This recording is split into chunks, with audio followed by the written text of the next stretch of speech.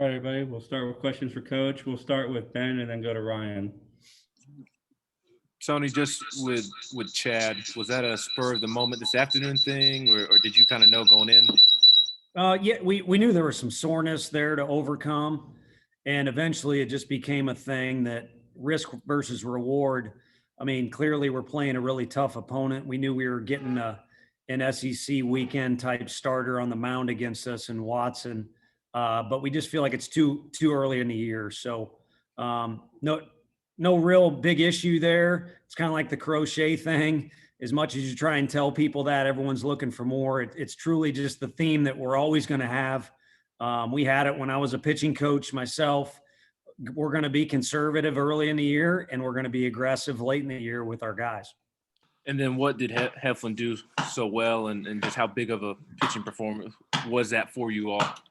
Yeah, I mean, you hate to be over dramatic, but what he did overall was seize the day. Whatever Eminem's song is about when it's your moment. I don't know. I mean, that was pretty special. Now, he could have went out there and just, taken advantage of the opportunity and won the game, but he kind of did it in spectacular fashion by really pitching like he's capable of. I mean, he had the knee injury, so he's out for a while, but if you really rewind to some of his outings the year we were in the regional, I mean, at North Carolina in a regional, he kind of pitched like he did tonight. It just was for a shorter time because it was out of the pen. So he pitched like he's capable of, but was a pretty cool moment overall for him to just kind of take advantage of the opportunity, and he took it and run with it, and that's it. We'll go to Troy next and then Wes. Yeah. Just how pleased were you with the offense in the first 2 innings, and then I guess the consistency? I think you all had base runners in all but 1 inning after it seemed like the past few weeks it's been a little inconsistent throughout the game. Yeah, no, it had been. It had been in waves, and there was just a different vibe in the air than we've had maybe in the last, I don't know, I think since we've been at Georgia Southern.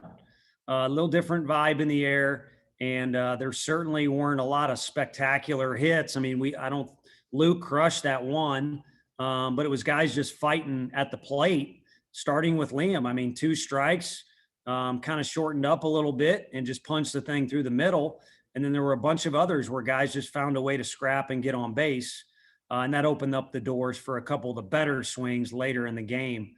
But we made their guy work, and he's awfully good. And then they brought in a couple good arms out of the pen too. And I think our guys were feeling good. So I think the attitude carried over into the at-bats. Yeah, Tony, when you're, I guess, going into a season, I know you had a bunch of arms, and you talked about those competition for weekend spots. How close was Will in that competition? And was he the guy who, as soon as you found out you were going to play it safe with Dallas, it was like, boom, Heflin's the guy? Or was that a tough call also? No, I think he was the wise decision, and I'd go as far as saying easy decision, especially with all the things that have happened. I mean, EP taking the ball and running with it the other night, Hundley and Redmond being taxed the way they were last Sunday, even though plenty of time has passed. It wasn't really in the cards for them to pitch for us at all tonight. But dating back to the beginning of the year, Will is different than those other guys because he's older. He's one of those guys, we know what we got, and he doesn't need to be told this is your role or that's your role. He can pretty much kind of handle anything. So if it's come in and just get one lefty out or get us out of a jam real quick because a young guy maybe was a little weak in the knees or something like that, or start a game or close a game, he's kind of done it all. And so maybe we take that for granted, but I think he's mature enough. Heck, he's married now, so he's mature enough to throw whatever we handle at him, and he's always going to throw strikes and can always field his position. Troy, do you have a question?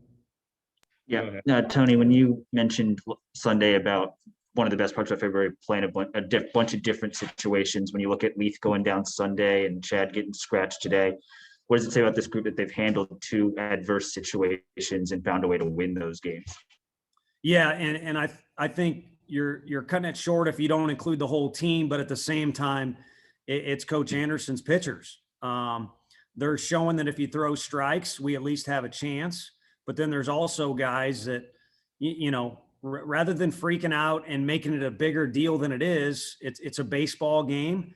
And you're crazy if you don't want the coach to say, hey, you have the ball, regardless of what inning it is or for how long.